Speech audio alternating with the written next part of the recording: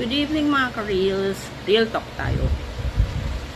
Kayo ba ay nakakita ngayon sa newsfeed or sa reels nyo ng mga challenge ng towel challenge o diga caldero challenge? Oh my goodness guys. Kung titingnan nyo mga ginagawa ng mga tao ngayon, mga Pinoy, for the sake of content, gagawin talaga yun.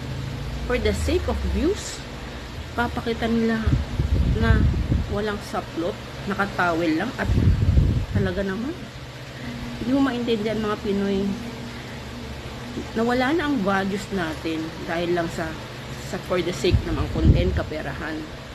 Hindi nyo ba naiisip na maraming viewers, ultimo pati mga anak nyo at mga bata ang makakakita at makakapanood?